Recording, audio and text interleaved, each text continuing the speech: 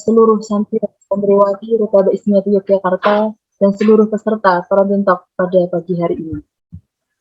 Puji syukur marilah kita panjatkan kehadirat Allah Subhanahu wa taala atas karunia-Nya kita dapat berkumpul bersama dalam rangka thalabul ilmi serta kita bisa bersilaturahmi bertatap muka secara virtual di acara yang insya Allah barokah ini dalam keadaan sehat walafiat aman fi amanillah. Semoga setiap derap langkah kita semua bisa membuahkan pahala yang dapat menjadi penghapus dosa dan mengangkat derajat di hadapan Allah Subhanahu wa taala. Amin amin Allahumma amin.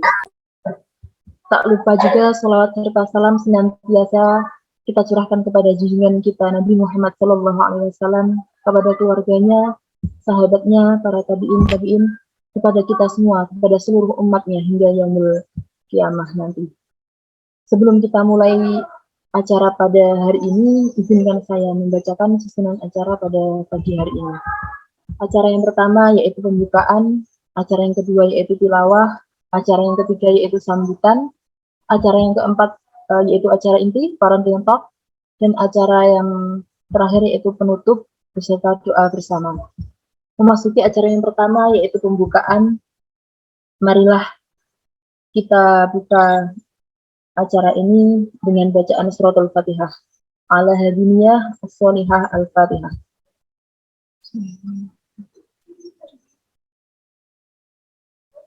Amin, amin, amin, Allahumma amin. Acara yang kedua yaitu pembacaan ayat-ayat suci Al-Quran yang akan dilantunkan oleh Ananda Ahmad Kafa Ar-Rasyid dan Ananda Al-Mahira Zahra sebagai penerjemah. Kepadanya dipersilahkan. Assalamualaikum warahmatullahi wabarakatuh. Waalaikumsalam warahmatullahi wabarakatuh.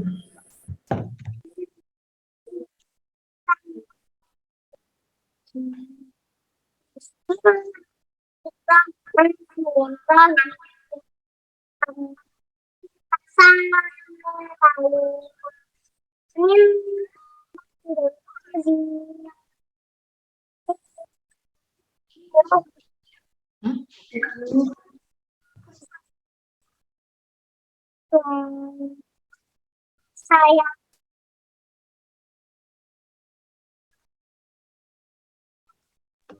Sebentar Mbak Alma, maaf. Lebih dekat ke mic Mbak Alma, suaranya enggak ada. Tes gitu. Belum masuk. belum. Ya, tes gitu Mbak Alma. Belum. Kurang keras suaranya. Tes gitu, Dek. Tes. Nah. Lagi. Tes. Oke, ada hilang Mbak Mas Kafa. Lagi tes gitu Solihah.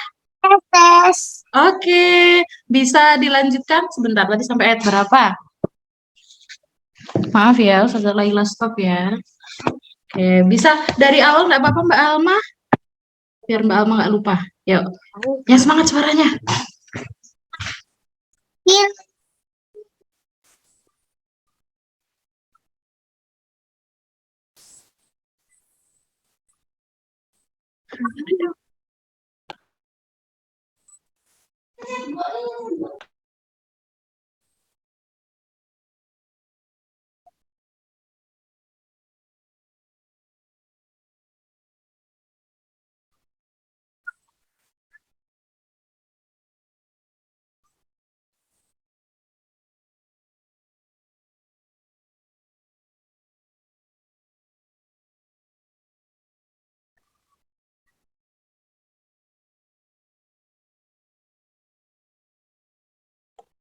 Mohon maaf, Cik Alma.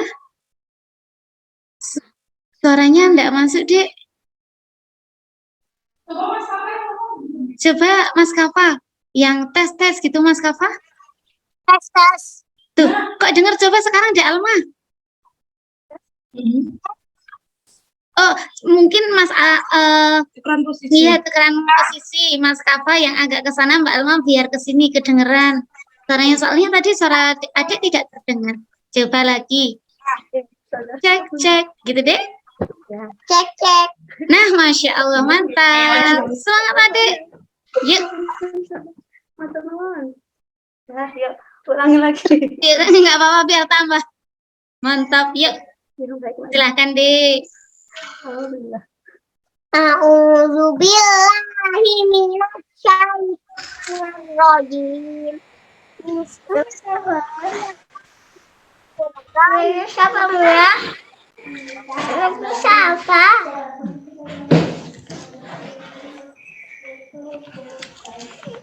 Siapa coba? Itu kenapa, Nah? Ini dong, Dek. Dia anak kecil tapi udah bisa ini.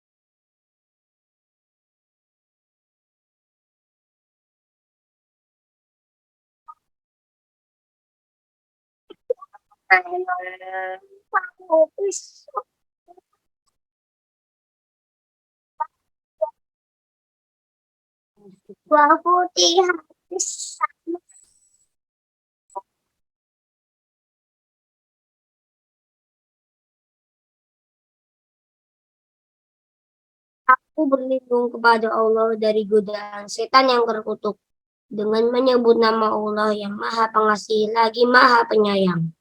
Tentang apakah mereka saling bertanya tentang berita yang besar hari kebangkitan, yang dalam hal itu mereka berselisih. Sekali-kali tidak, kelak mereka akan mengetahui. Sekali-kali tidak, kelak mereka akan mengetahui. Bukankah kami telah menjadikan bumi sebagai hamparan dan gunung-gunung sebagai pasak? Kami menciptakan kamu berpasang-pasangan. Kami menjadikan tidurmu untuk beristirahat. Kami menjadikan malam sebagai pakaian. Kami menjadikan siang untuk mencari penghidupan.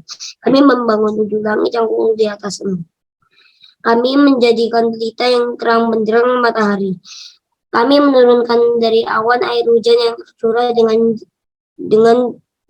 deras agar kami menumbuhkan dengannya biji-bijian, tanam-tanaman, dan kebun-kebun yang rindang.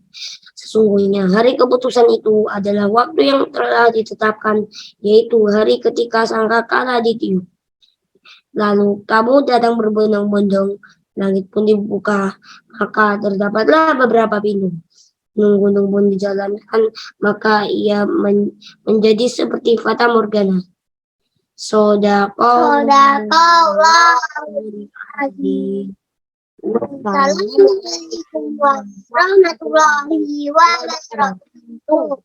Waalaikumsalam warahmatullahi wabarakatuh. Insyaallah. Alhamdulillah ya. Terima kasih kepada Mbak Elma dan juga Mas Kafa. Ya, meskipun suaranya agak putus-putus ya, tapi insya Allah barokahnya insya Allah tidak hanya kepada yang membacakan, tapi kepada kita semua yang mendengarkan di sini ya. Baik, masuki acara yang kedua, yaitu sambutan, yaitu dari Ketua Panitia kepada Ustazah Husniatus Holehah. Waktu dan tempat dipersilahkan.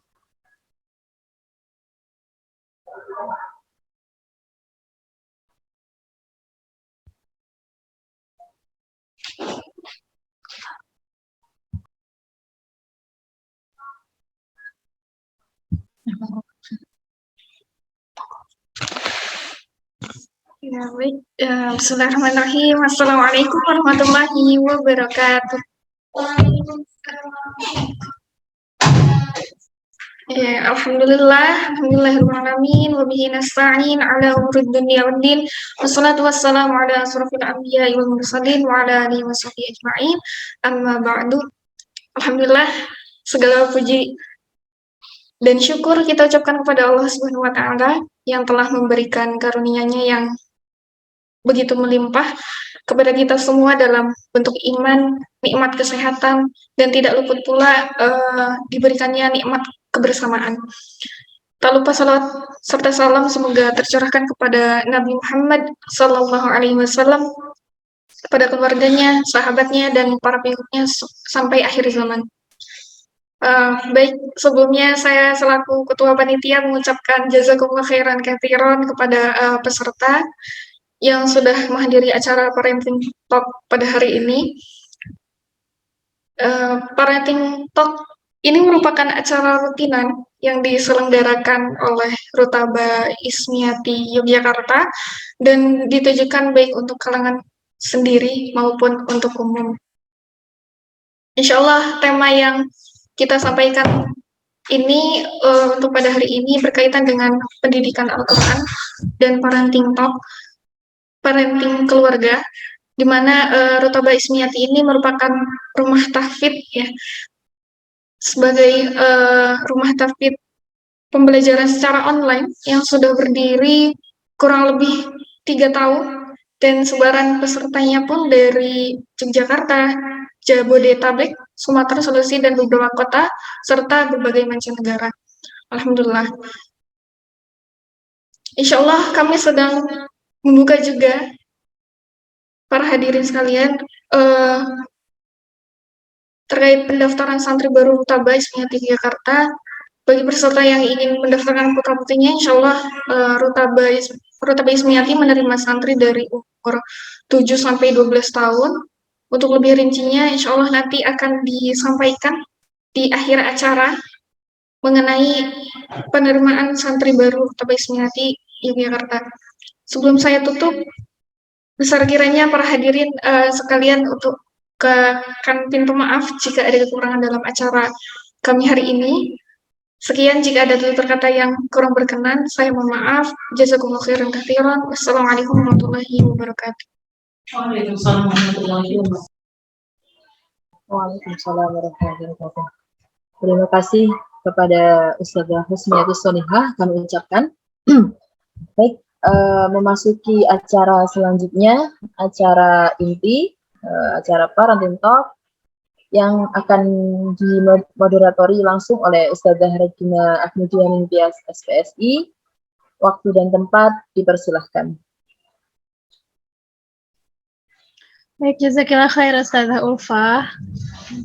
Assalamualaikum warahmatullahi wabarakatuh. Waalaikumsalam. Waalaikumsalam warahmatullahi wabarakatuh. Alhamdulillahirabbil alamin wa bihi nasta'inu ala umurid dunya waddin wassalatu wassalamu ala asyrafil anbiya'i wal mursalin wa ala alihi wa sahbihi ajma'in amma ba'du. Yang saya hormati Ustazah Hanindita selaku pimpinan Rutaba Ismiati Yogyakarta dan Ustazah Sita selaku mudirah Rutaba Ismiati Yogyakarta, para muyasirah, serta para ayah bunda hebat dan seluruh peserta Parenting Talk yang masih semangat untuk terus menuntut ilmu, mempersiapkan bekal untuk mendidik putra-putri tercintanya. Puji syukur mari kita panjatkan kehadirat Allah Subhanahu wa taala atas nikmat iman dan Islam serta kesehatan sehingga kita bisa berkumpul meskipun hanya melalui virtual ya, tapi semoga tidak mengurangi keberkahan pada acara kita hari ini. Baik, tak lupa kita sampaikan salawat dan salam kepada junjungan kita Nabi Muhammad SAW, kepada keluarganya, sahabatnya, tabi'in, dan semoga kelak kita mendapatkan syafaatnya di yaumul akhir. Amin, amin, rabbal alamin. Baik, pagi ini Sabtu tanggal 27 Agustus tahun 2022 kita akan bersama-sama menyerap ilmu, saling berdiskusi, atau bisa juga jika ingin saling berbagi pengalaman ya dan curhat untuk mendapatkan masukan-masukan nih mengenai bagaimana agar kita bisa menghadirkan ruh Al-Quran itu dalam keluarga gitu. Karena sebagaimana sudah sebagian besar dari ayah bunda rasakan bahwa tidak bisa kita pungkiri juga ya betapa kesulitan dan godaan itu silih berganti hadir gitu untuk menguji seberapa kuat sih tekad kita untuk menjadikan anak-anak kita ini para pejuang dan penerus generasi Islam yang mencintai Al-Quran. Apalagi di tengah gempuran teknologi yang membuat anak juga semakin mudah ya untuk mengakses berbagai referensi pergaulan, permainan, dan kesenangan gitu, yang bisa jadi jika kita tidak pandai-pandai mengawasi itu bisa berdampak tidak baik untuk anak-anak kita. Maka kita perlu tahu nih bagaimana agar rumah dan keluarga itu bisa menjadi tempat yang paling nyaman untuk anak mendapatkan rasa aman, rasa kasih sayang, dan ilmu juga tentunya. Baik, sudah hadir di tengah-tengah kita saat ini narasumber yang akan membagikan ilmunya. Beliau adalah Ustazah Rita Eko Yuniarti. Beliau adalah ibu dari 7 anak penghafal Al-Quran, yang mana 5 dari 7 anaknya sudah khatam menghafalkan 30 juz Al-Quran. Selain itu, beliau juga merupakan ahlinya bidang Quranic Parenting, Professional Coach in Family and Business, Managing Human Capital, dan Community and Social Person. Baik, izinkan saya menyapa terlebih dahulu. Assalamualaikum Ustazah Rita. Waalaikumsalam warahmatullahi wabarakatuh. Ya, apa kabar Ustazah? Alhamdulillah baik Ustazah. Alhamdulillah, ya sehat. Baik Ustazah, sudah siap nih untuk membagikan ilmu dan pengalamannya kepada para ayah bunda di sini? Ya, insya Allah. Insya Allah, terutama nih perjuangannya Ustazah nih dalam mendidik ke-7 buah hatinya begitu. Baik, tanpa berlama-lama lagi kepada Ustazah Rita, saya persilakan untuk memaparkan materinya. Bismillahirrahmanirrahim. Assalamualaikum warahmatullahi wabarakatuh. Waalaikumsalam warahmatullahi wabarakatuh. Ayah bunda, para ustadz, ustazah, dan Bapak Ibu sekalian yang hadir di forum hari ini, alhamdulillahirrahmanirrahim. Puji syukur kehadirat Allah Subhanahu wa taala atas segala limpahan nikmatnya kepada kita. Hingga hari ini Allah berikan kesempatan kita untuk bertemu secara online, untuk bersilaturahim, untuk belajar bersama dalam keadaan iman Islam, dalam keadaan sehat. Kita semua alhamdulillah. Shalawat dan salam semoga senantiasa tercurah kepada junjungan kita Nabi besar Muhammad Shallallahu alaihi wasallam. Ayah bunda sekalian, ustadz-ustadzah sekalian, hari ini kita akan membahas tentang bagaimana kita mendampingi putra-putri kita menghafal Al-Quran, membaca dan menghafalkan Al-Quran. Saya bisa dibantu untuk share slide-nya, Ustazah? Ibu. Siap. Perkenalkan, sebelumnya nama saya Rita Eko Yuniarti. Jadi saya tinggal di Yogyakarta. Slide pertama ya, Ustazah. Nah, iya. Siap. Oke, jadi hari ini kita mengambil tema sekeluarga menghafalkan Al-Quran gitu. Saya tinggal di Jakarta. Saat ini saya mengelola bisnis haji dan umroh bersama suami. Dan saya mendampingi anak-anak belajar membaca Al-Quran. Saya mendampingi anak-anak untuk berinteraksi dengan Al-Quran sejak mereka kecil ya, sejak mereka lahir otomatis kan. Kemudian sebagian besar anak-anak melanjutkan pendidikan Al-Qurannya di pesantren ketika usia SD, SMP gitu. Dan juga di program-program yang lain. Nanti mungkin saya akan sampaikan tahapan-tahapan dalam mendampingi mereka. Ayah bunda bisa kontak saya melalui Instagram saya sesuai dengan nama saya Rita Eko Yuniarti. Next slide, Ustazah. Nah, di sini saya akan sampaikan tentang konsep dasar. Mungkin konsep dasar ini saya yakin juga ayah bunda, ustadz-ustadzah sekalian sudah sangat hafal gitu ya, sudah sering untuk kita bahas mungkin di forum-forum sebelumnya juga. Yang pertama adalah tentang keutamaan dan kedudukan Al-Quran. Di sini tentu kita tahu ya ayah bunda sekalian bahwa Al-Quran adalah petunjuk gitu ya. petunjuk bagi kita, petunjuk bagi orang yang beriman. Dan Al-Quran di dalamnya ada ilmu ya, sumber ilmu, segala macam urusan kita itu insya Allah ada di dalam Al-Quran. Al-Quran adalah wahyu Allah yang disampaikan kepada Rasulullah yang kita jadikan sebagai pedoman hidup. Itu kita sudah paham dan kita harus meyakini itu. Selanjutnya bagaimana ketika kita sudah paham? Maka menjadi kewajiban kita itu adalah untuk bagaimana mempelajari Al-Quran. Terlebih lagi kita tahu bahwa Al-Quran adalah berbahasa Arab, kita adalah berbahasa Indonesia, tentu kita harus belajar. Dan uniknya gitu ya, walaupun dia berbahasa Arab yang kita pun juga nggak bisa mungkin bahasa Arab, maka Allah memberikan janji kepada kita untuk bahwa Al-Quran itu mudah untuk dipelajari, gitu. Mudah untuk dipelajari. Gitu. Sehingga kita pun yang kalau ayah bunda sudah ada yang sudah pernah pergi ke Baitullah misalnya ya, dan membaca Al-Quran gitu, dan kita diketahui ada orang misalnya sebelah kita itu orang Arab misalnya begitu, dia ngajak ngomong kita bahasa Arab gitu, dan kita nggak bisa gitu, dia nanya, kamu kok bisa baca Quran gitu, ditanya gitu, nggak bisa bahasa Arab kok bisa baca Quran gitu. Dan Al-Quran dipermudah ya, insya Allah Al-Quran itu mudah untuk kita pelajari, untuk kita baca sesuai dengan anak-anak kita.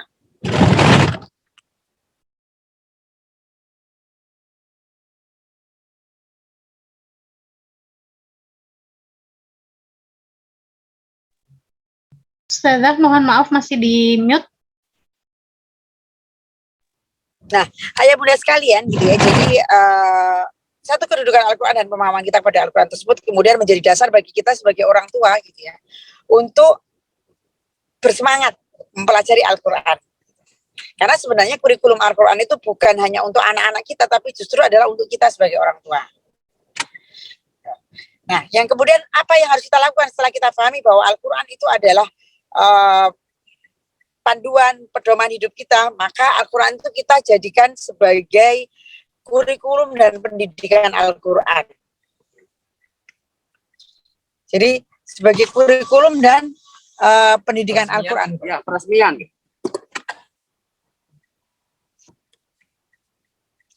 Itu maka adalah kita jadikan sebagai kurikulum utama, kurikulum dasar pendidikan Al-Quran. Nah, dari sini kemudian ayah bunda gitu. Bagaimana namanya juga kurikulum pertama gitu, kurikulum pokok, kurikulum dasar pendidikan Al-Qur'an. Maka kita menjadikan Al-Qur'an ini ya seperti sekolah ya. Kalau ayah bunda, kalau bapak ibu guru atau ustadz-ustadzah sekalian yang biasa mengajar di sekolah, tentu mengetahui kurikulum dasar itu bagaimana. Maka kurikulum pokok yang akan kita buatkan background-nya, akan kita buatkan rundown-nya dalam proses pembelajaran anak-anak. Dalam proses pembelajaran. Nah, nanti akan saya sampaikan di slide-slide berikutnya bagaimana kurikulum pendidikan ini kita sampaikan.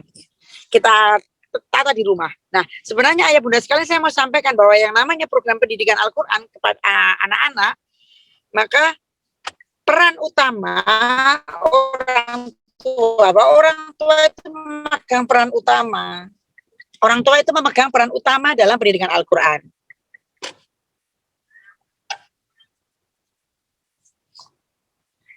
Dalam hal ini adalah ketika kita menyampaikan, ketika kita menitipkan anak-anak kita misalnya seperti ini ya di rumah Quran Rutaba tetap mengambil peran utama gitu ya anak kita. Slide berikutnya Ustazah. Nah, sebenarnya pendidikan Al-Quran itu bagaimana sih? Gitu. Tadi disampaikan oleh Ustadzah Regina di awal itu akan ada banyak tantangan, akan ada banyak challenge gitu ya, yang kemudian membuat kita mungkin sebagai orang tua ya naik turun gitulah mungkin ibaratnya ya. Akan ada banyak challenge gitu ya, akan ada banyak tantangan, mungkin akan menghadapi kesulitan. Maka sesungguhnya gitu, konsepsi dasar dalam kita mendampingi anak-anak membaca menghafalkan Al-Quran itu 50%-nya adalah keyakinan dan istiqomah kita, 50%-nya adalah praktek dan sabar. Jadi kuncinya tuh ini gitu, ayah bunda sekalian ya, ustadz-ustadzah sekalian. Yakin, insya Allah kita sudah yakin, sudah 100% kita yakin tentang kedudukan Al-Quran. Nah, istiqomah. Nah, istiqomah ini yang mungkin bagi kita juga harus terus belajar, harus terus diasah, harus terus harus terus ini ya, dalam artian harus terus menjalankan satu persatu pelan-pelan. Nah, 50%-nya itu praktek. Saya yakin ayah bunda sudah sering mengikuti program-program parenting Quran gitu ya. Maka hari ini saya mengajak ayah bunda praktek. Nah, dan ternyata di dalam praktek itu membutuhkan satu hal, yaitu kesabaran. Karena memang praktek dan sabar itu tidak bisa dipisahkan. Bagaimana nanti prakteknya, bagaimana sabarnya, kita akan di slide berikutnya.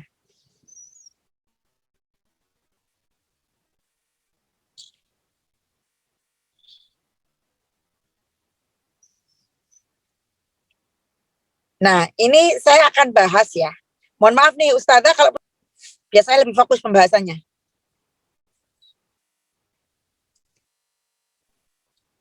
Bagaimana Ustazah? Iya. Ini murid-muridnya usia berapa nih? Supaya saya lebih fokus dalam pembahasannya. Usianya mulai dari ada yang 4, 5 tahun sampai SD. Saat ini SD sekitar kelas 5 itu ada, dan ada juga SMP, yang SMP awal. Oh ya, oke. Berarti mulai dari kelas, oke. Baik. Terima kasih sudah. Nah, saya akan sampaikan terlebih dahulu gitu ya.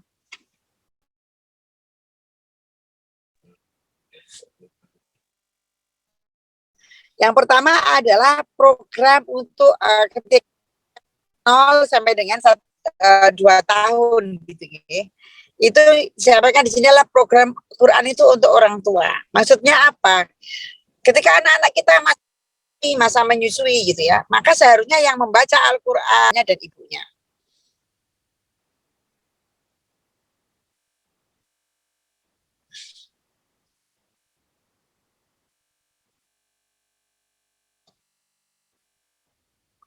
Ya, aku berarti balik ngadep rono.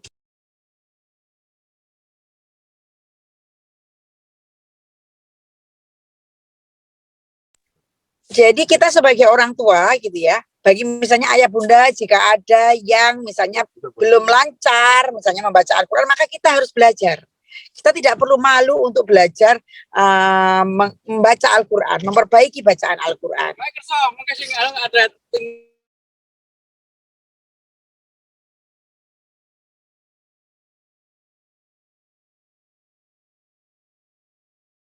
Kita sebagai orang tua juga harus mengikuti majelis-majelis Quran. Kita bersilaturahim dengan guru-guru Quran, kita bersilaturahim dengan pesantren-pesantren Quran. Gitu ya. Karena nanti di kedepannya itu akan sangat berguna bagi kita. Akan sangat berguna bagi kita. Akan sangat berguna bagi kita. Nah, kemudian usia 3 sampai 6 tahun. Apa yang harus dilakukan ketika usia 3 sampai dengan 6 tahun? Nah, kita punya program.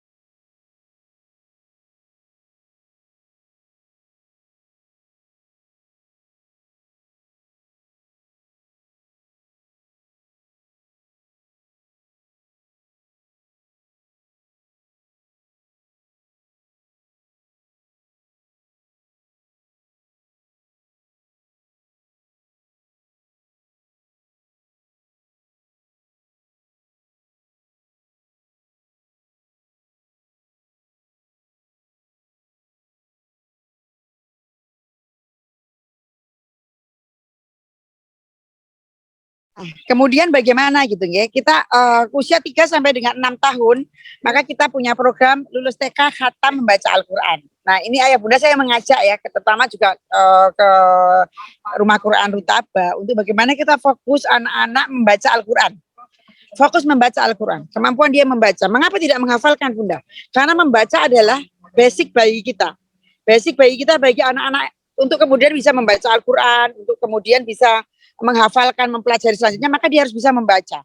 Kalau tidak bisa membaca Al-Quran, kita akan susah. Kalau hanya mengajari anak tentang ini ya, kalau hanya bisa mengajari anak tentang menghafal dengan audio gitu, kita akan kesulitan gitu.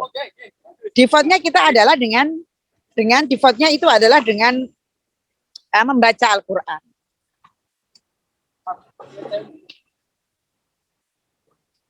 Nah, terus kemudian bagaimana program lulus TK hatam membaca Al-Quran gitu ya. Jadi memang kita perlu sampaikan nanti akan ada beberapa cara. Jadi yang pertama adalah bahwa program-program gitu ya. Bahwa program-program anak itu kita desain dengan menyenangkan. Ada banyak hadiah gitu ya. Ada banyak hadiah, kemudian Buat makan udah penuh Pak Mariono.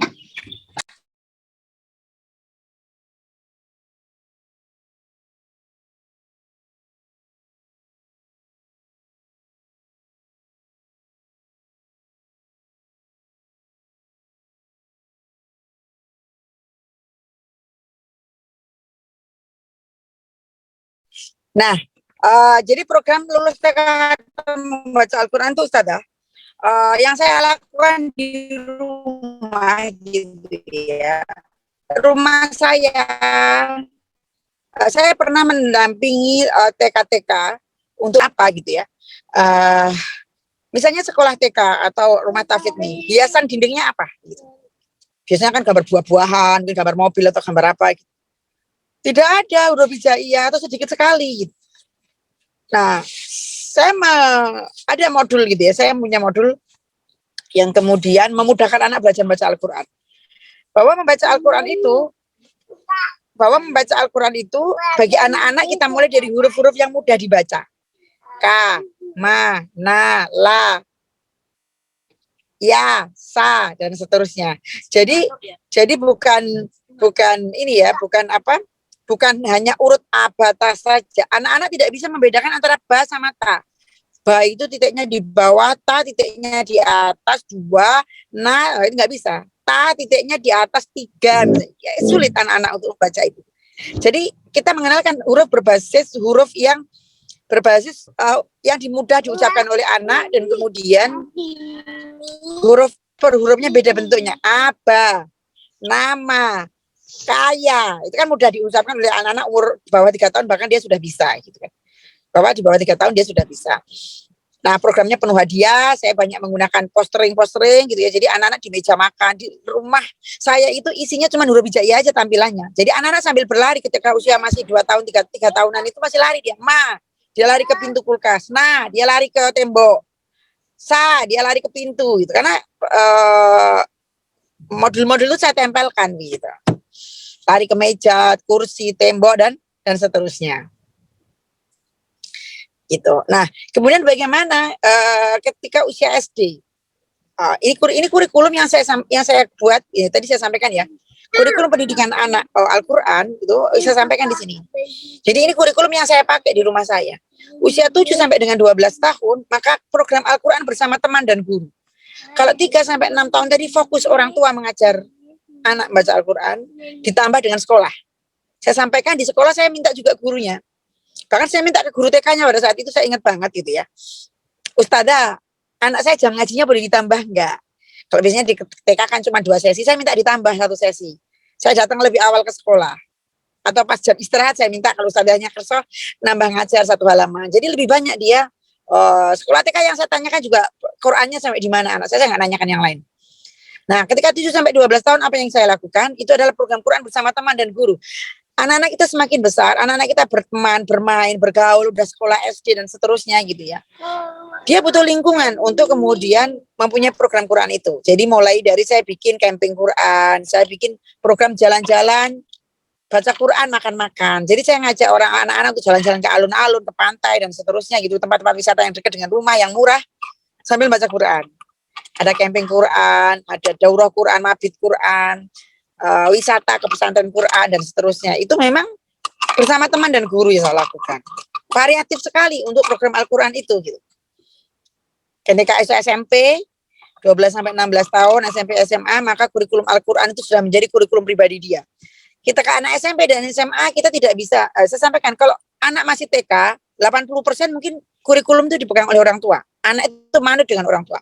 Usia SD sudah mulai berkurang, udah mulai tinggal 60% misalnya. Karena 40%-nya dia ngelihat temennya nggak perlu ngaji, dia lihat temennya main game gitu ya. Atau dia harus ada pelajaran sekolah dan lain-lain. Tapi kalau sudah SMP, kita konsentrasi kita sebagai orang tua dalam menentukan kurikulum anak itu paling 40%. Karena 60%-nya dia sudah dengan temannya, dia sudah dengan dirinya. Apalagi SMA, kita kontribusi orang tua atau ibaratnya ya kita pegang cuma sekitar 20% aja mungkin, 20-30%. Apalagi kalau sudah 17 tahun ke atas, dia sudah dewasa, dia udah punya KTP, dia udah kuliah entah di mana gitu ya, udah 100% dia, 90% dia pegang dirinya sendiri. Kita sebagai orang tua hanya bisa memberikan sedikit masukan dan nasihat. Nah, maka usia-usia balik di atas 12 tahun itu adalah bagaimana Al-Quran itu menjadi kurikulum. Al-Quran itu bagaimana dia menjadi kurikulum personal dia. Sampai di mana kemudian dia menjadikan Al-Quran itu sampai di mana gitu. Misalnya pertanyaan saya adalah bahwa dia komit untuk membaca Al-Quran 1 hari 1 juz. Dia komit untuk memutkinkan berapa juz dari yang sudah dihafal. Tadi disampaikan oleh oleh moderator, anak saya 5 orang menghafal Al-Quran, ya alhamdulillah sudah selesai. Jadi tapi yang mungkin 3 anak ya, yang 2 anak masih dalam proses mungkin, yang 1 anak sudah dewasa, sudah kuliah, dan mungkin kalau dites hafalannya paling tinggal beberapa juz yang mungkin. Tapi saya memastikan kepada dia bahwa dia minimal menjaga hafalan yang mungkin tadi gitu ya. Hafalannya mungkin dia jaga, mungkin 3 juz belakang sama 2 juz depan itu dia jaga, 5 juz itu dia hafalkan dengan mungkin, misalnya seperti itu. Itu menjadi komitmen dia. Saya tanya, mana yang akan kamu jaga hafalanmu, yang kamu mungkin banget, yang mana yang kamu ulang-ulang hafalannya gitu. Nah itu saudara sekalian ya, tentang timeline parenting Quran gitu ya, yang biasa saya jalankan dari usia. Dan ini memang kata kuncinya adalah kita praktek. Nah, praktek di sini tidak hanya praktek bagaimana kita mampu mengajar anak membaca Al-Quran, tapi juga praktek tentang kesabaran. Tadi saya sampaikan dulu tentang kesabaran dan istiqomah kita. Kita tidak boleh berhenti dalam mengajar membaca Al-Quran dan menemani anak-anak. Masih ada slide-nya lagi kah, Ustazah? Slide penutup. Nah, apa tantangannya gitu ya? Apa tantangannya? Ya ini tadi contoh ya. One Day One Juz, jadi saya mengikuti komunitas One Day One Juz, anak saya itu saya ajak untuk ikut program-program One Day One Juz. Ya waktu itu ada acara di Malioboro atau apa, saya lupa waktu itu, ini salah satu fotonya. Jadi anak-anak itu memang kita libatkan dalam kegiatan-kegiatan Quran. Termasuk dalam kegiatan bisnis yang sedang saya lakukan, yaitu Flash Haji dan Umroh. Nah, apa sih tantangan kita itu? Masya Allah ya Bunda ya, Ayah Bunda, tantangan keluarga Quran itu yang pertama adalah sosial media, yang kedua games, TV dan nyanyian, yang ketiga adalah terburu-buru pada hasil. Nah, mungkin selanjutnya kita akan bisa banyak berdiskusi atau tanya jawab dari sisa waktu yang sudah ada. Assalamualaikum warahmatullahi wabarakatuh. Waalaikumsalam warahmatullahi wabarakatuh, Ustazah.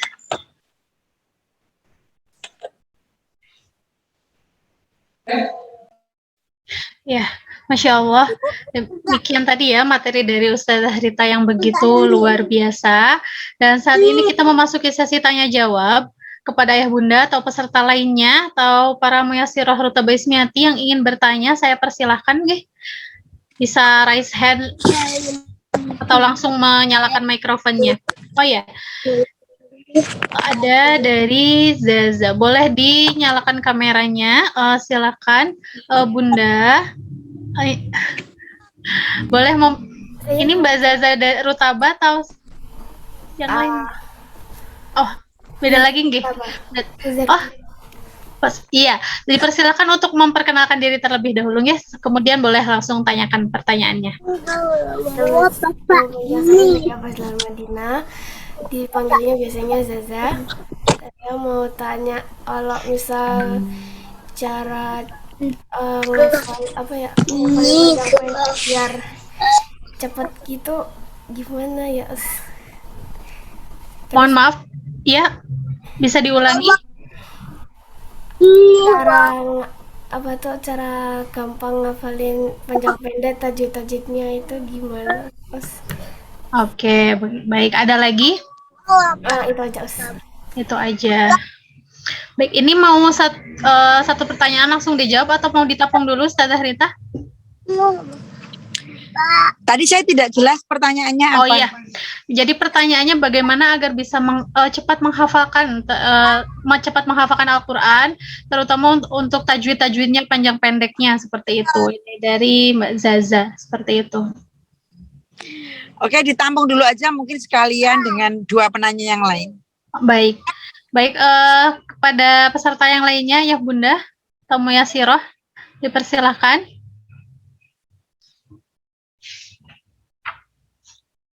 boleh raise hand ya, atau langsung nyalakan mikrofonnya.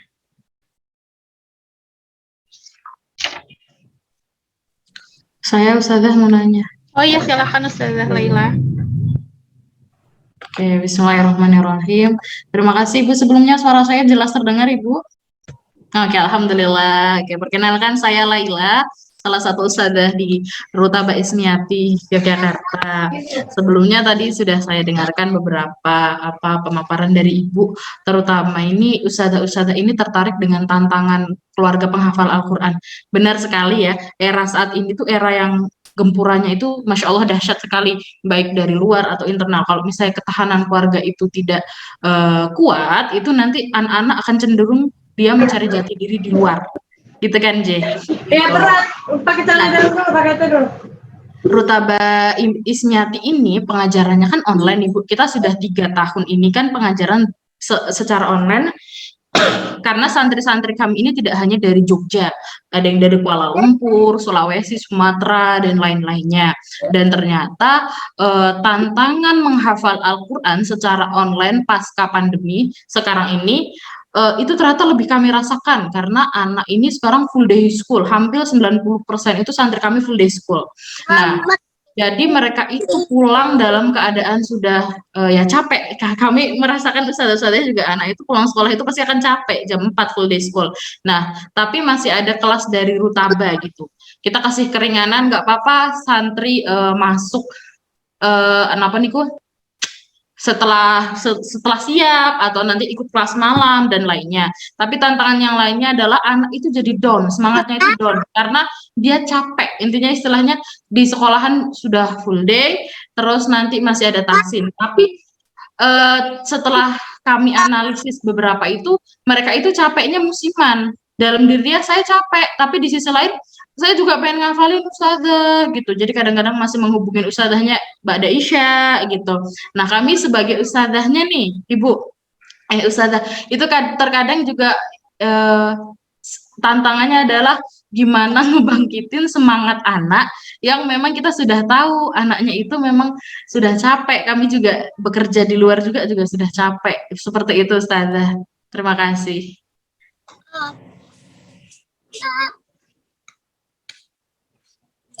Baik. Baik, terima kasih Ustazah Laila. Ada satu penanya lagi, dipersilahkan.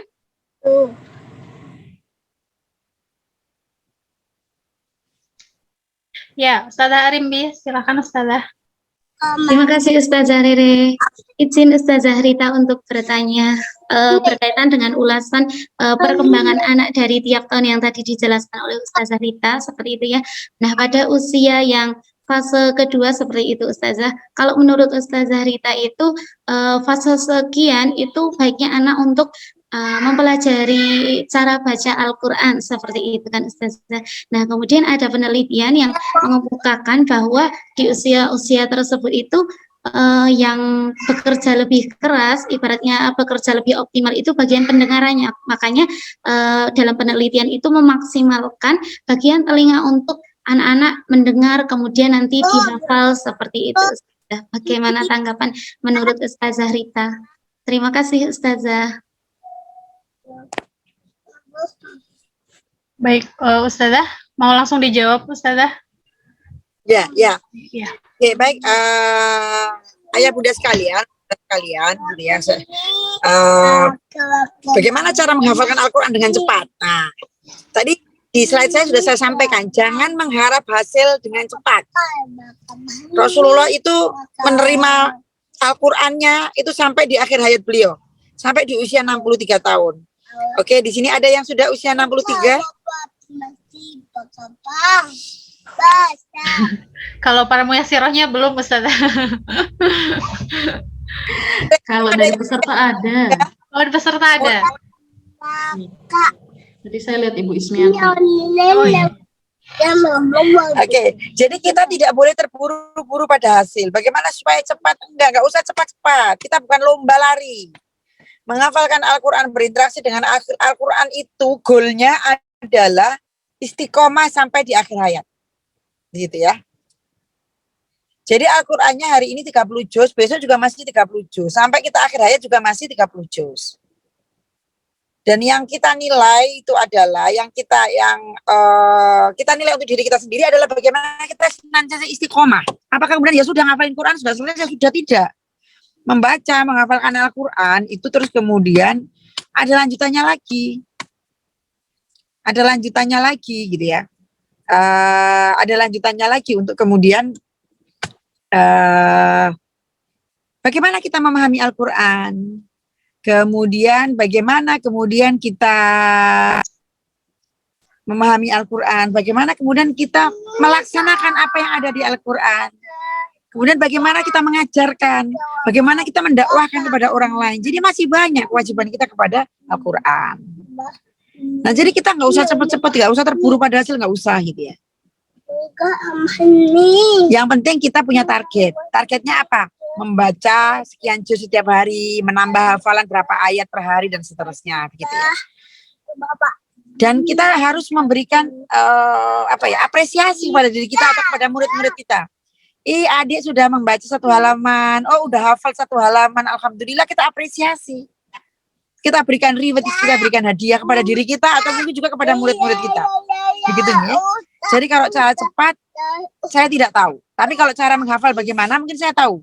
Jadi anak-anak saya membaca 20 kali pada malam hari untuk ayat yang akan disetorkan besok pagi.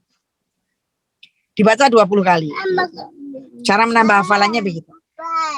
Dan kalau pengalaman saya mendampingi anak-anak baca Al-Quran, ya kecepatan kita beda-beda. Ada anak saya yang namanya Hajar, dia hafal Al-Qurannya di usia 9 tahun. Antara azan dan iqomah, dia bisa menyetorkan halaman 1 halaman. Menyetorkan hafalan 1 halaman. Itu cuma dia hafal antara azan dan iqomah. Berapa menit itu gitu kan? Yang jarak agak panjang gitu kan? Subuh itu kan biasanya agak lama tuh kan? Antara azan sama iqomahnya kan agak lama. Bukan maghrib, kalau maghrib kan cepat. Itu setengah jam itu dia bisa ngafalin 1 halaman gitu. Saya juga dia baca berapa kali gitu dia udah hafal gitu. Itu cepat sekali anak saya itu ngafalin. Sehari itu bisa berhalaman-halaman dia store.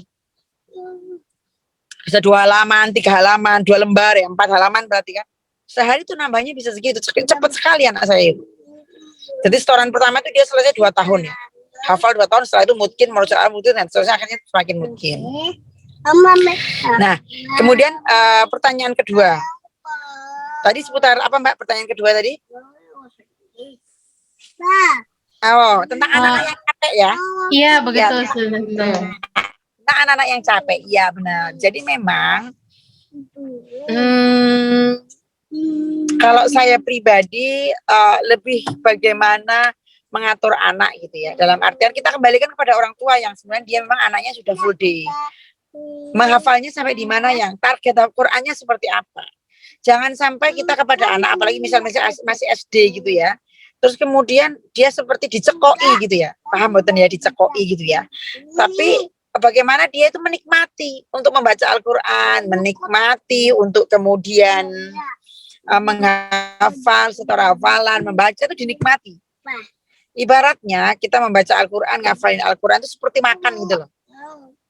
Makan sehari 3 kali itu kan nggak bosen ya. Bahkan makan nasi terus nggak pernah bosen gitu. Dan kita tuh menikmati dengan lahap, dengan enaknya makan. Jadi bukan dalam kondisi capek sih memang. Jadi kalau sudah capek ya istirahat. Kalau saya bilang begitu ya. Dan kita kembalikan ke anak. Kapan kamu nggak capeknya misalnya? Apa seminggu sekali, apa seminggu 2 kali saja dan seterusnya. Jadi kita kembalikan ke anak supaya dia tidak capek. Dan memang terlalu berat ya ayah bunda sekalian ketika kita mencekoi banyak program.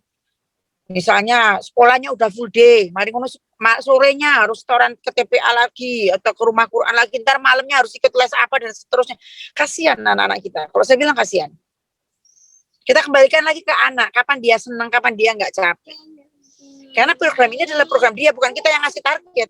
Kalau untuk diri kita ya monggo, tapi kalau untuk anak-anak kita jangan. Bagaimana memotivasi? Akhirnya bukan motivasi, tidak butuh motivasi akhirnya, karena anak-anak sendiri sudah menentukan targetnya. Udah menentukan jadwalnya gitu.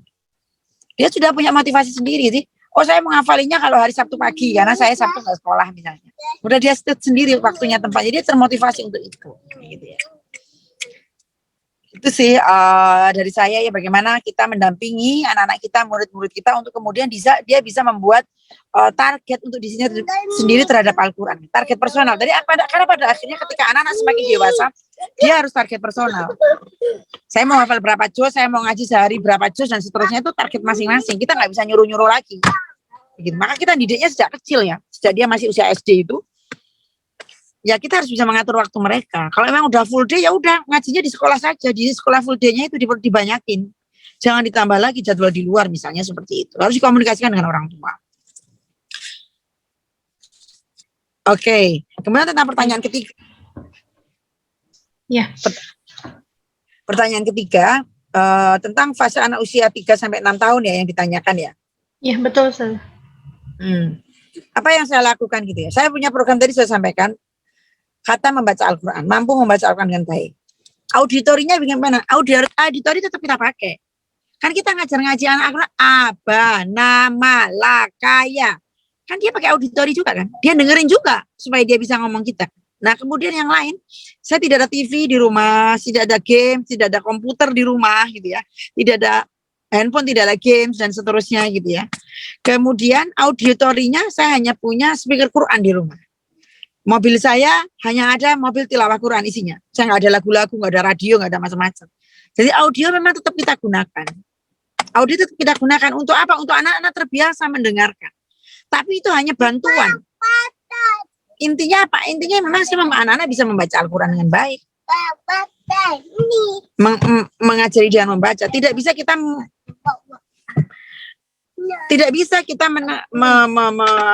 kita hanya mengandalkan pada auditori, nggak bisa.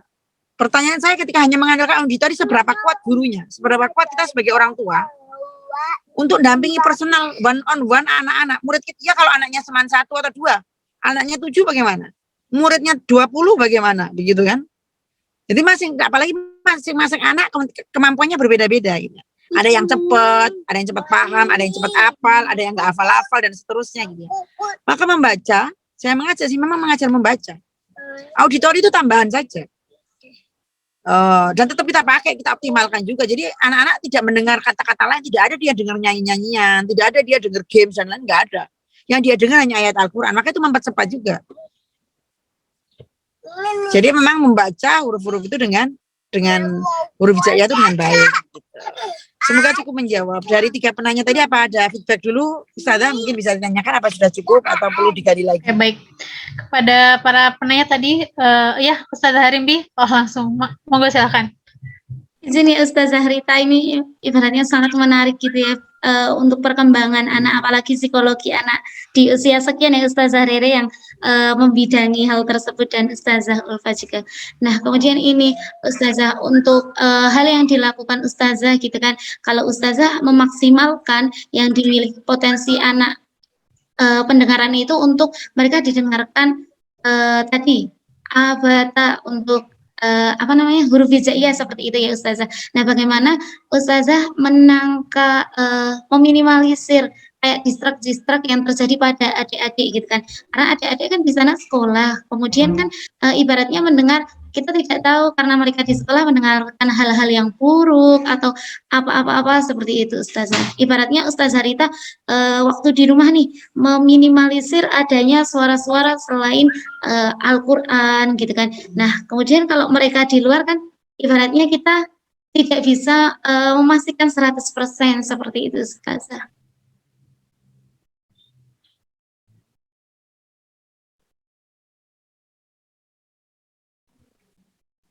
Nah, oke. Jadi kemudian maksudnya hal-hal yang Ustazah lakukan untuk putra-putri Ustazah waktu mereka di luar, untuk meminimalisir hal-hal yang tidak diinginkan itu bagaimana Ustazah? Karena tadi ibaratnya kalau dari yang saya tangkap, Ustazah memaksimalkan potensi pendengaran yang maksimal di anak di usia dini itu untuk mereka perekamannya lebih cepat lewat pendengaran seperti itu Ustazah. Masuk nggak Mbak Rere? Ya Ustazah Harimbi, sebentar ya. Mungkin Ustazah Rita lagi ini sudah oke. Ustazah Rita bisa langsung dijawab.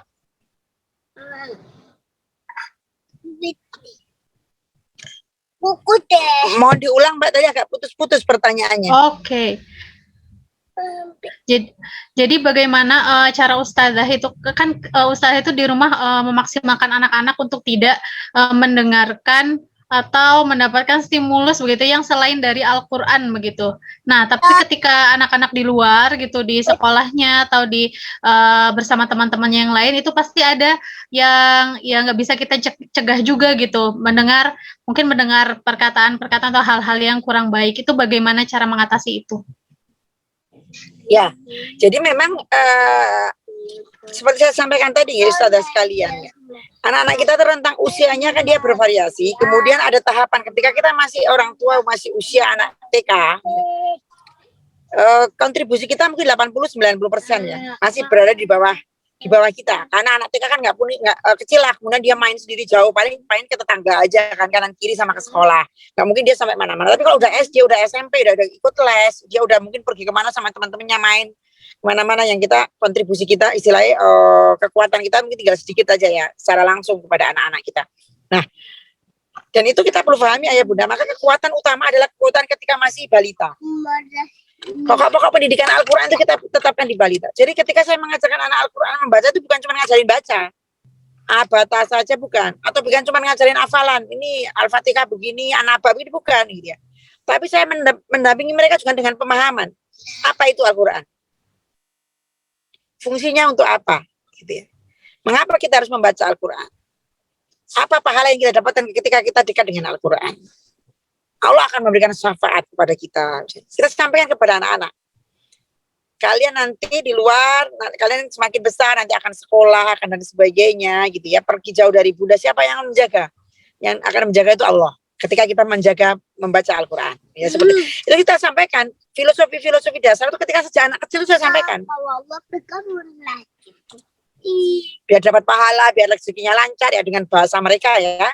Biar disayang sama Allah, biar sekolahnya gampang, biar solihah, biar cantik, biar dan seterusnya gitu ya. Saya dengan bahasa usia mereka gitu. Filosofi dasar itu kita sampaikan ke anak-anak kita. Itulah yang akan membekali anak-anak kita. Dan anak-anak juga kita sampaikan bahwa di luar itu akan banyak orang macam-macam. Di luar itu akan banyak orang macam-macam gitu ya.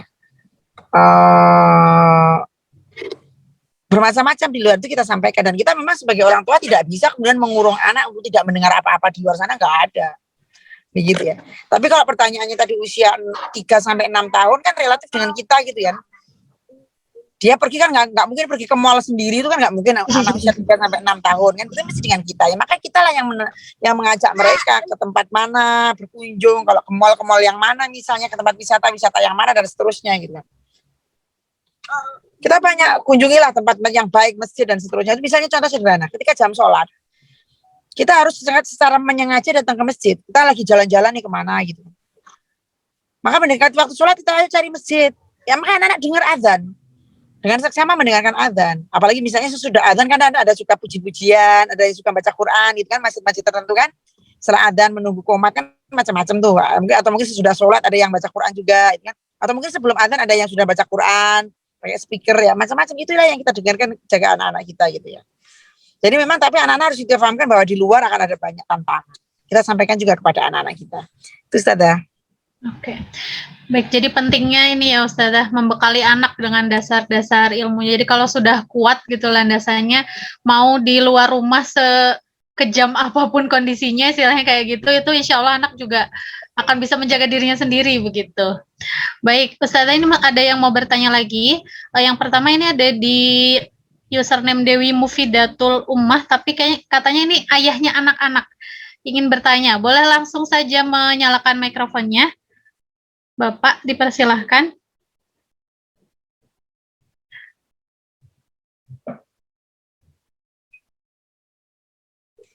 Ya, assalamualaikum warahmatullahi wabarakatuh. Waalaikumsalam warahmatullahi wabarakatuh.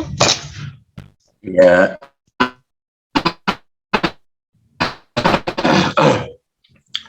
saya istrinya Ibu Dewi, suaminya Bu Dewi.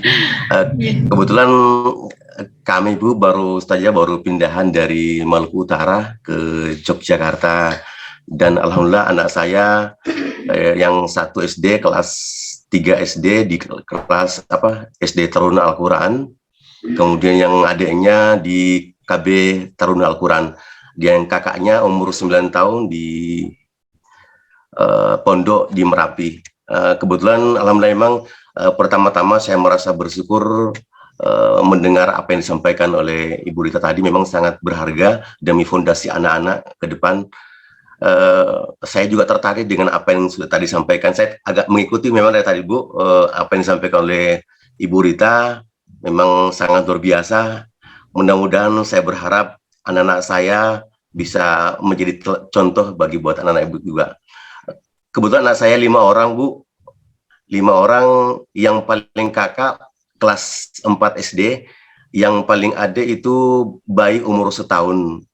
Nah, cuma yang menjadi masalah ini Bu, saja Bu Rita, memang anak saya yang pertama kedua mungkin saya agak maksimal untuk mereka, saya dekatkan kepada Al-Quran, dan sampai sekarang yang di SD kelas 3 Taruna alhamdulillah sudah menghafal 7 juz Al-Quran. Kemudian yang laki-laki SD kelas 4 mau 5 juz.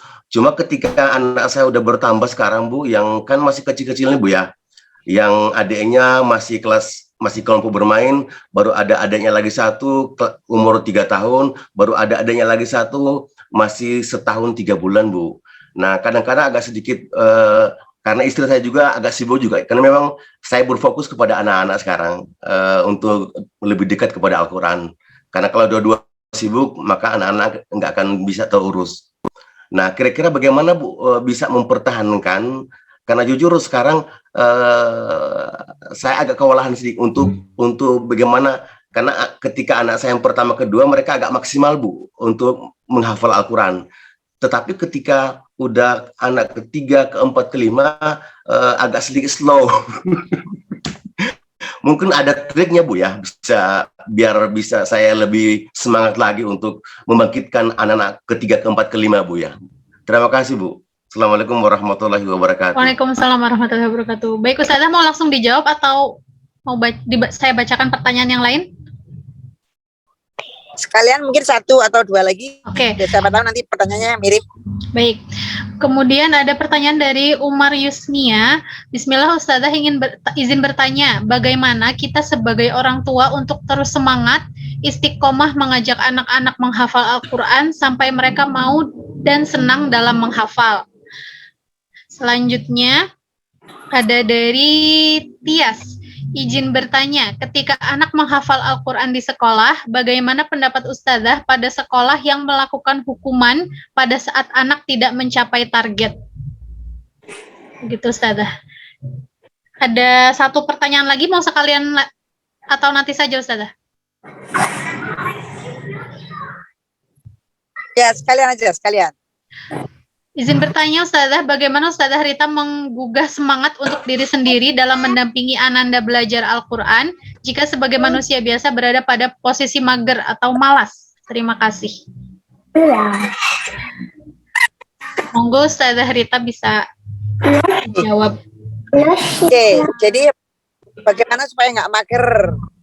Kemudian yang kedua, bagaimana supaya istiqomah ngajar anak, baik yang putranya baru sedikit maupun yang sudah banyak. Kemudian yang ketiga ada pertanyaannya Kak, satu lagi. Ini hukuman ya? Iya, hukuman. Sekolah yang menerapkan hukuman jika tidak mencapai target. Oke, ya.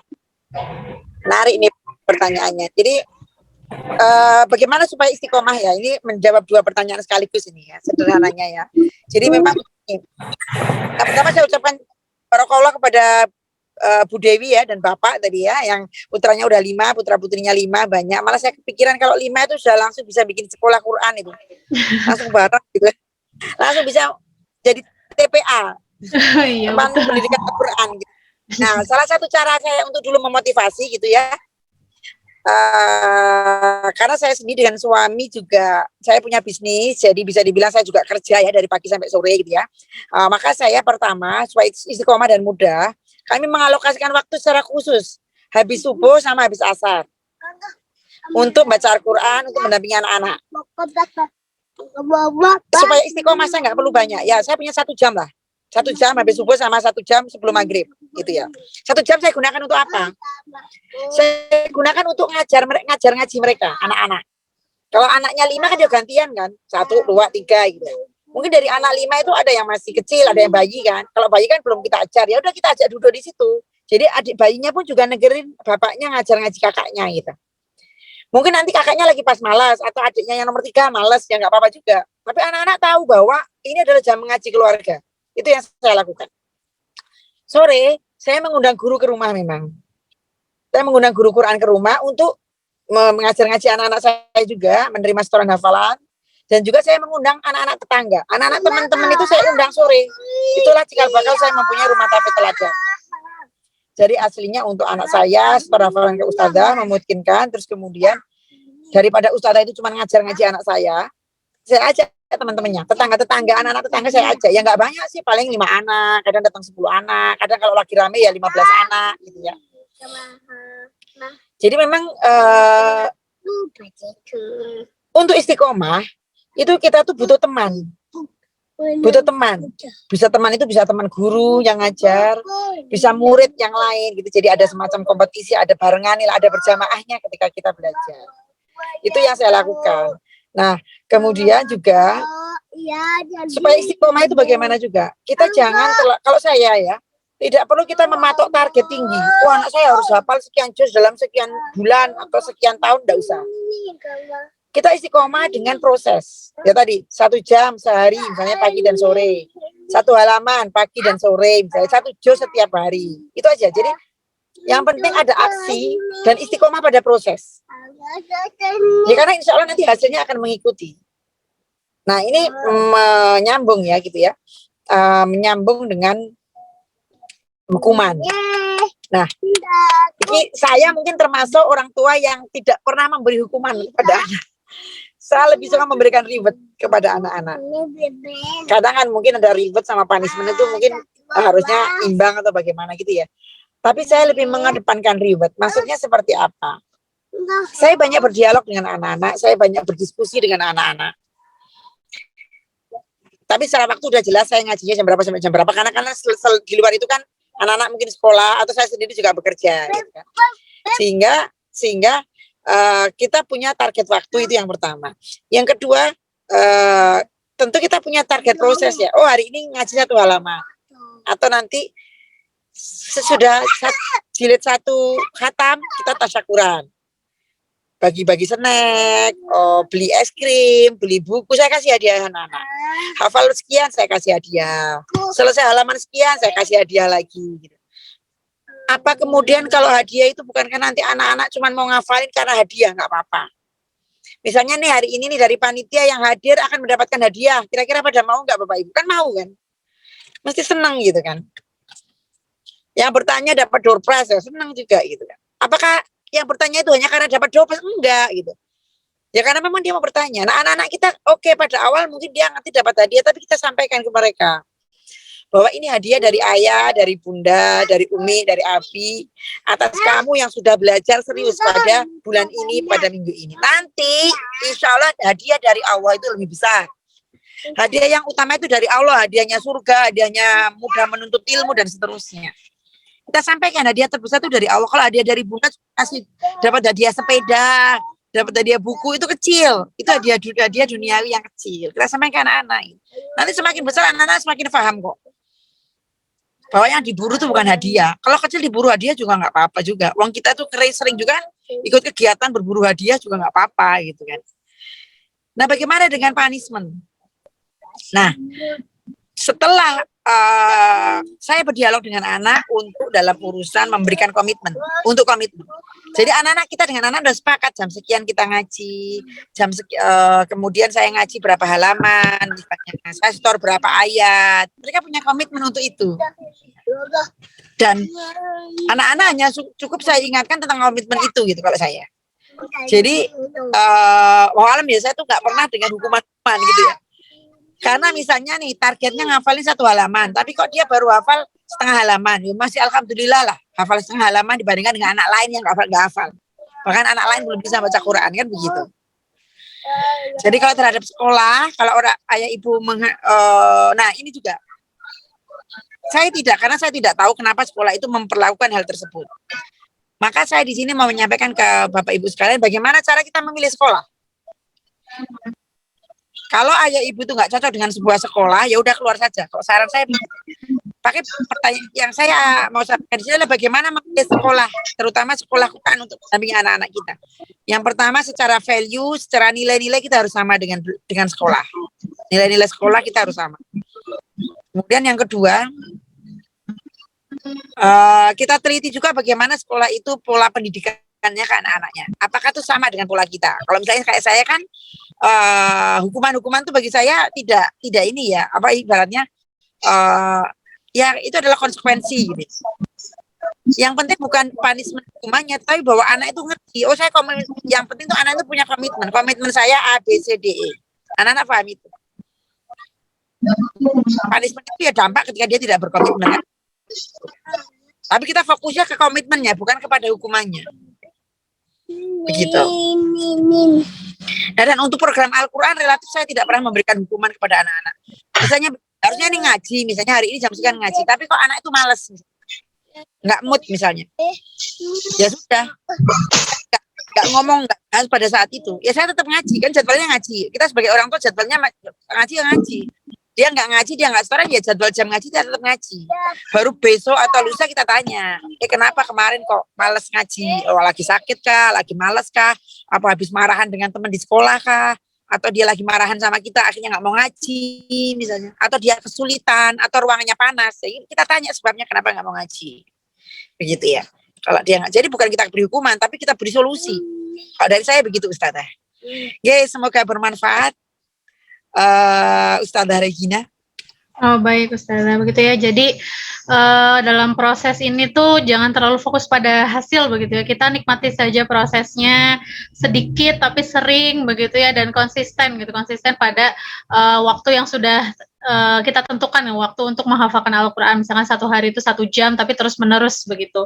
Dan untuk istiqomah tadi itu kita juga butuh teman ya. Jadi karena kalau misalkan sendiri itu terlalu berat, maka kalau ada teman itu bisa membantu kita gitu untuk semangat lagi. Bahkan jadi kalau misalkan dari ayah gitu, berarti kan temannya bunda seperti itu. Dan anak-anak juga ketika menghafalkan bersama teman-temannya juga akan lebih semangat begitu.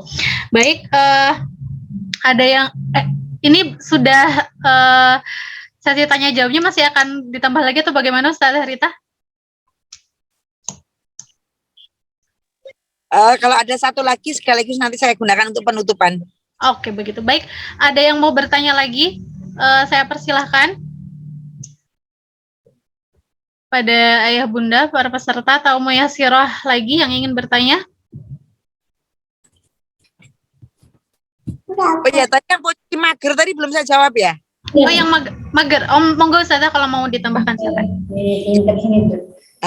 Ya, jadi ayah bunda sekalian gitu ya. Bagaimana kita posisi mager gitu ya. Nah, tadi supaya jelas ya bahwa target kita itu jangan terlalu tinggi. Supaya kalau kita target terlalu tinggi, maka kalau nggak achieve nanti kita bisa jadi malas. Kita cari dulu sebabnya kenapa kita malas. Kita harus cari sebab. Kita tuh kan manusia ya, iman tuh naik dan turun. Kadang rajin, kadang malas, kadang mager. Misalnya kan seperti itu. Nah, untuk menghindari itu, buat target yang ringan. Kemudian berilah reward kepada diri sendiri. Kemudian kasihlah jeda atau istirahat, gitu ya. Kasih jeda atau istirahat. Terus yang penting adalah bagaimana kita mengingat kembali niat kita menghafal apa, niat kita mendapatkan bagaimana. Itu yang saya sampaikan. Kita meluruskan lagi niat dan kita mengingat goal apa yang akan kita capai itu. Yang jelas di sini saya akan mengajak ayah bunda sekalian, ustadz-ustadzah sekalian untuk menjadikan Al-Quran itu adalah pedoman hidup kita, untuk menjadikan Al-Quran itu kitab kita, petunjuk kita sampai di hari akhir. Itu aja. Jadi dimanapun kita berada, usia kita nambah dan seterusnya, kita terus berpegang dengan Al-Quran, maka kita nggak akan malas. Gitu ya. Ya kita terus belajar, ngaji lagi, baca Quran lagi, pelan-pelan, sedikit-sedikit begitu ya. Kita ingatkan lagi, kita yakinkan lagi pada diri kita bahwa Al-Quran inilah yang nanti akan memberikan syafaat di yaumil qiyamah. Itu mungkin ya, semoga kita tidak mager, tidak lagi malas gitu, dengan mengingat tujuan kita apa, pedoman kita tuh apa. Dan ya sekali lagi ayah bunda, sisihkan waktu, alokasikan waktu secara khusus habis subuh gitu aja misalnya. Kalau 1 jam kelamaan ya setengah jam, atau mungkin setengah juz gitu baca Quran. Dan lagi kalau pas lagi mager, rubah aktivitasnya. Rubah aktivitas dengan apa? Dengan silaturahim.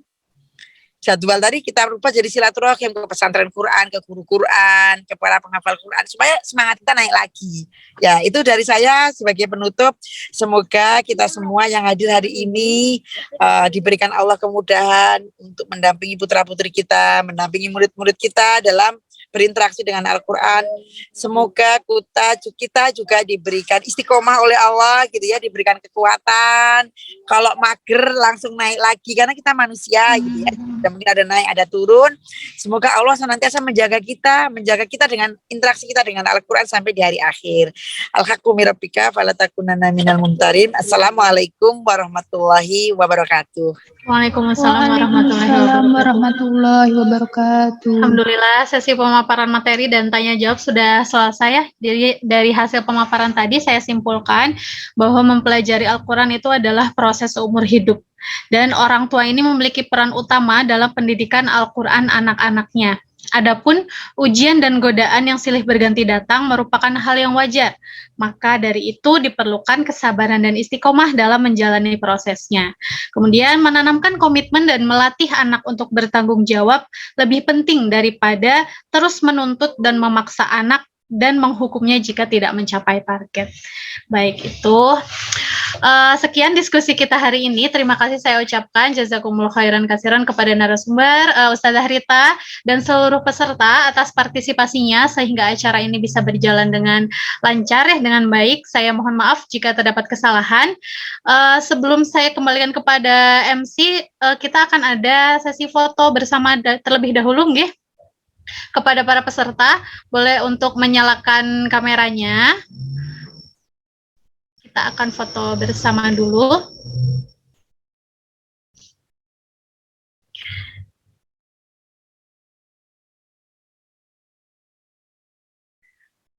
Baik, sesi foto bersama ini akan dipimpin oleh admin nggih. Ustazah Arimbi. Oh, Ustazah Arimbi. Ustazah Arimbi, monggo Ustazah. Oke, terima kasih Ustazah Rere. Oke, bunda-bunda, barangkali yang masih ingin menghidupkan kamera, ya sudah, izin mengambil kamera, berikan. Bunda-bunda sekalian, saya hitung 1, 2, 3. Sekali lagi untuk slide pertama, 1, 2, 3. Tetap tahan senyum ya bunda-bunda karena kita tidak tahu di slide 1 atau 2. Sekarang di slide kedua, saya hitung 1, 2, 3. Sekali lagi 1, 2, 3. Sudah. Terima kasih Ustazah Rere. Baik, terima kasih juga Ustazah Harimbi. Baik, saya langsung kembalikan saja kepada pembawa acara. Saya izin pamit. Wassalamualaikum warahmatullahi wabarakatuh. Waalaikumsalam warahmatullahi wabarakatuh. Baik, terima kasih kepada Ustazah Rita Eko Yuniarti yang atas materinya yang sangat luar biasa. Dan untuk Ustazah Rita Eko Yuniarti diperkenankan untuk live Zoom. Untuk acara selanjutnya tadi sudah diinformasikan di awal sesi bahwasanya Tabah Ismiati Yogyakarta sedang membuka pendaftaran santri baru. Untuk itu kepada moderator Ustazah Arimbi dipersilahkan untuk menyampaikan informasi detailnya tentang pendaftaran santri baru pada sesi ini. Mungkin Ustazah Harimbi. Terima kasih Ustazah Ulfa untuk waktu yang diberikan. Kemudian mohon izin kepada bunda-bunda sekalian, izin menginfokan bahwa kami masih membuka untuk pembukaan santri baru gitu. Pembukaan santri baru untuk periode ini sampai tanggal 3 September. Gitu. Jadi untuk bunda-bunda barangkali mau menginfokan ke saudara atau ke kerabat terdekat jika putra atau putrinya di usia 6-12 tahun dan mau mengaji online. Wah, kami masih menyediakan seperti itu. Untuk informasi lebih nanti bisa menghubungi kontak saya secara langsung dan terdapat di flyer. Mungkin bisa saya tulis kontak saya di chat ya Bunda-bunda. Terima kasih. Silakan Ustazah Ulfa. Baik, terima kasih Ustazah Rindi atas penyampaian sedikit informasi tentang pendaftaran santri baru. Dan insya Allah acara kegiatan hari ini para tentok, insya Allah webinar ini akan diupload di YouTube Rotaba Ismiati Yogyakarta. Dan insya Allah maksimal 2 hari setelah acara ini ya. Nanti bisa dilihat di YouTube-nya. Dan tidak terasa acara ini sudah ada di ujung acara. Terima kasih. Semoga dengan acara ini tadi bisa membangkitkan semangat kita kembali mendampingi putra-putri kita semuanya. Mari kita tutup acara pada siang hari ini dengan bacaan hamdalah dan doa kafaratul majelis. Alhamdulillahirabbil alamin. Subhanakallahumma wa bihamdika asyhadu an la ilaha illa anta astaghfiruka wa atubu ilaik. Dari saya pribadi apabila ada kesalahan dari awal hingga saat ini, saya mohon maaf. Wassalamualaikum warahmatullahi wabarakatuh.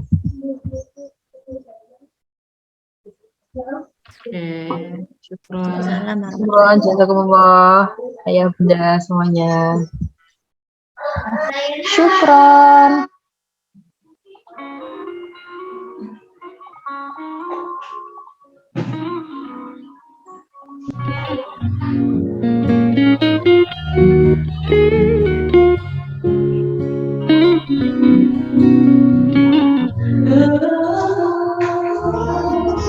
Putuskan satu impian, aku ingin menjadi hafiz Quran. Ku akan bertahan walau sulit melelahkan.